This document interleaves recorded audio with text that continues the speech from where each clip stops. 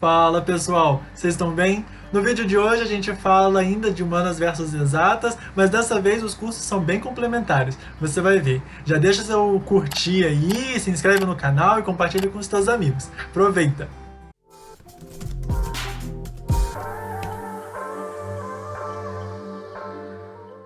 Tá aí duas pessoas que eu sou fã. Muito bem-vindos. Muito obrigado também, desde já, por aceitarem o convite.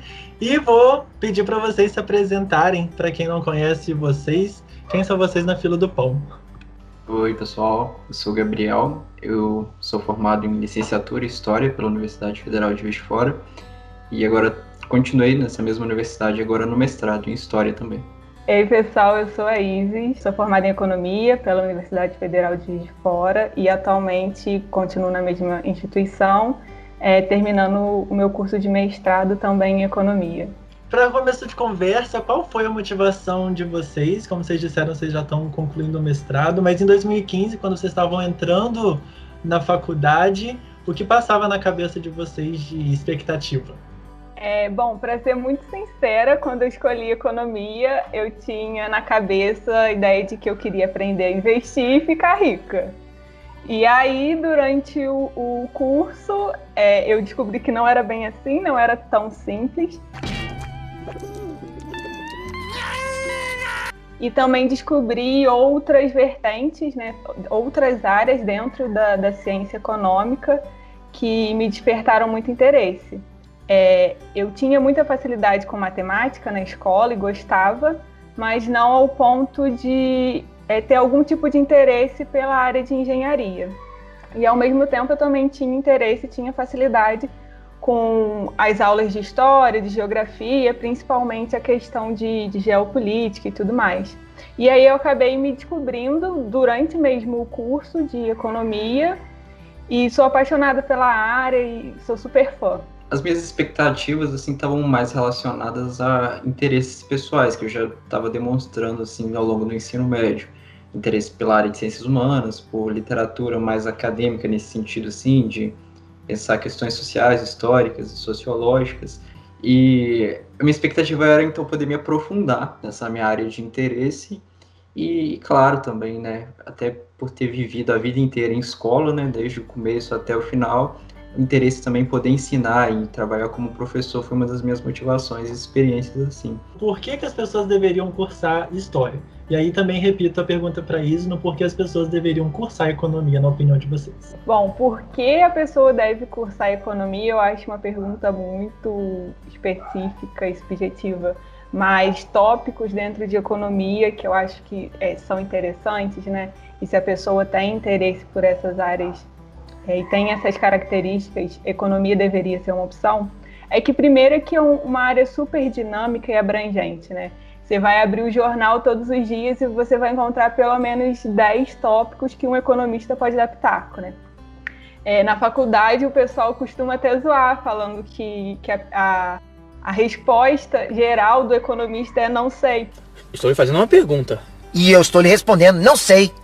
Porque tudo depende da conjuntura, depende de inúmeros aspectos, acontecimentos e tudo mais. E aí as pessoas que têm essa curiosidade, que gostam, que conseguem unir essa capacidade mais analítica, de trabalhar e analisar mesmo dados, mas também ter uma visão mais geral da sociedade, dos comportamentos, eu acho que seria um perfil bem próximo do ideal de um economista. Se a pessoa tem interesse em descobrir quando aconteceu tal fato, quem foi o 50º, 20º presidente de um país, ou quando aconteceu uma coisa específica, e se a pessoa acha que vai encontrar isso na história, ela pode estar um pouco equivocada, porque na verdade, além de tentar saber e decorar fatos específicos, o que a história se propõe é investigar como esses fatos se construíram, como as narrativas desses fatos se construíram, quem as escreveu e com que motivações, em que contexto histórico, em que processo essas coisas aconteceram. Pensar nessa questão da construção é uma coisa assim, muito interessante, e se a pessoa que cogita fazer história tiver interesse por essa perspectiva de análise, acho que ela vai ficar bem feliz com o curso, assim. Para vocês, o que é mais interessante, o que vocês acharam mais motivador durante a faculdade para quem escolhe a carreira? E quais as possibilidades para quem é formado no curso?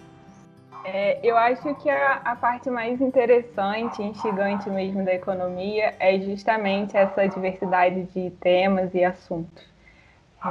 Com certeza, ainda que você não seja da área, você pode ser, sei lá, de biológicas, vai ter algum tema que vai te despertar interesse e te motivar a estudar mais, e isso eu acho encantador.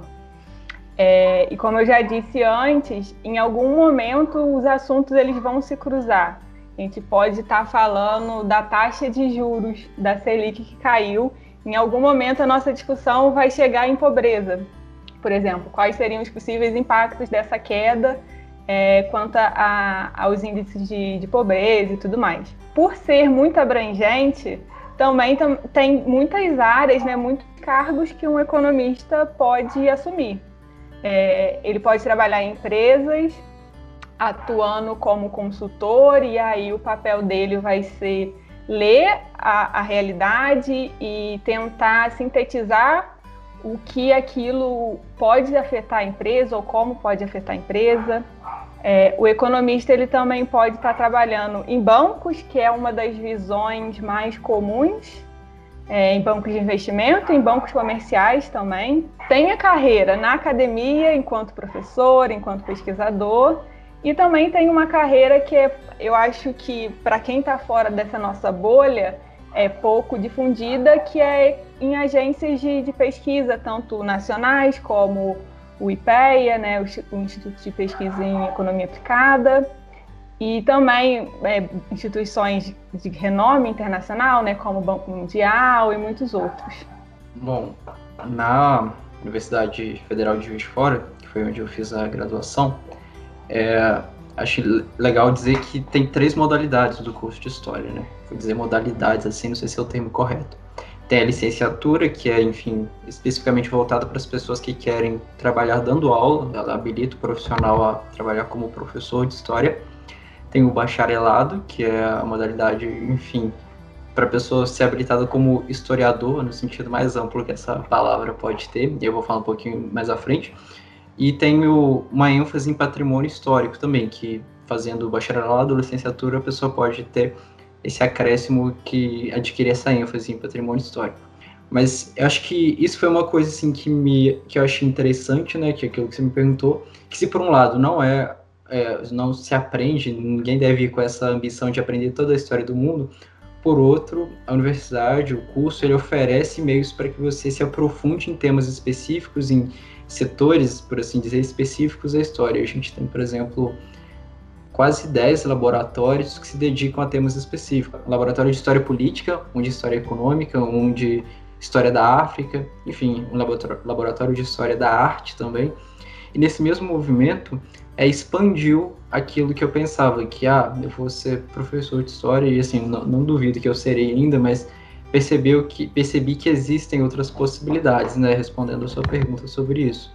Então, o principal nicho de atuação profissional é realmente lecionar História, tanto do ensino básico até o ensino superior, e quando se fala do ensino superior também, não necessariamente em faculdades de História, mas em outros cursos que têm disciplinas que o professor de História ele é habilitado para, enfim, ensinar a respeito dessas disciplinas.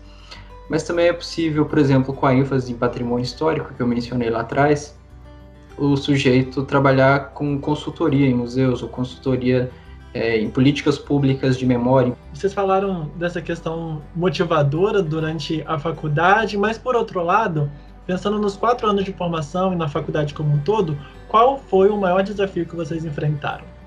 Eu acho que o maior desafio assim, que eu enfrentei foi a questão da carga de leitura, talvez, que me deixou bem não desmotivado, me deixou bem desorientado, porque eu precisei de uma disciplina muito grande, assim, para poder dar conta, por exemplo, que às vezes tinham semestres que eu pegava 5 disciplinas, essas disciplinas exigiam, por exemplo, textos, cada uma de 50 páginas por semana, sabe? Então é uma carga bem alta. Eu acho que isso foi um desafio para eu conseguir me organizar, criar um método de estudo que eu conseguisse ler essas coisas, mas não só ler, tipo, passar no olho depois e dormir e esquecer, mas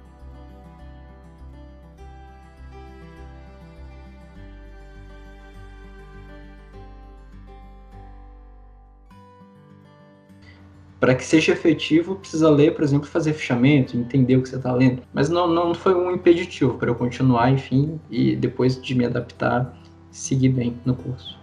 Bom, no começo do curso é tudo novidade, tudo muito legal, né? No primeiro, segundo período, tudo novo.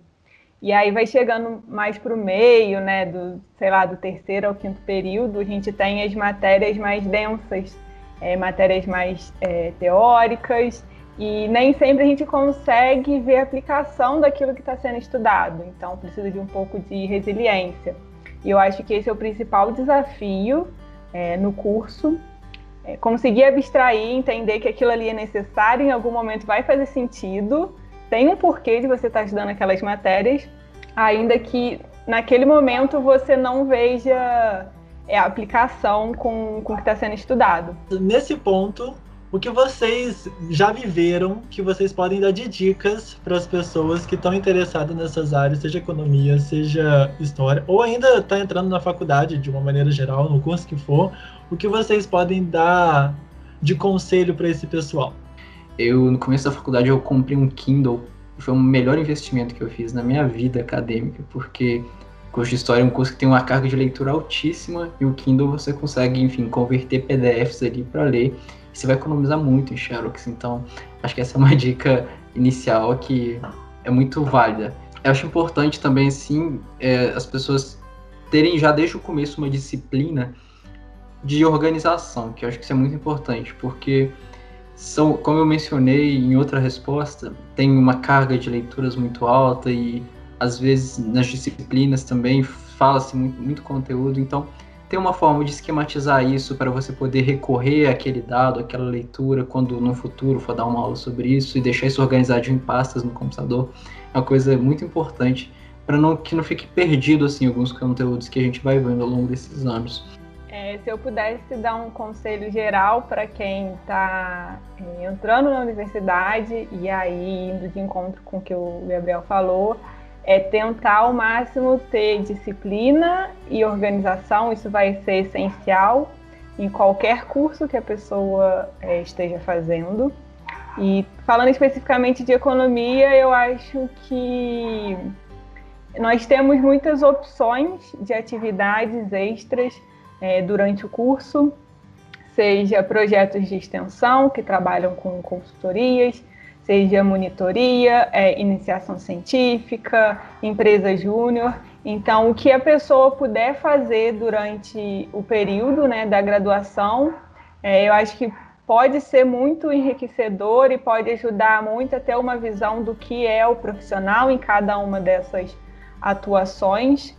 E com certeza vai ajudar no final, na hora de escolher mesmo qual caminho seguir. Muito bom, muito obrigado, pessoal. Muito obrigado pela participação de vocês mais uma vez e a gente se vê por aí. Eu que agradeço, foi um prazer falar com vocês. Agradeço também, muito bom.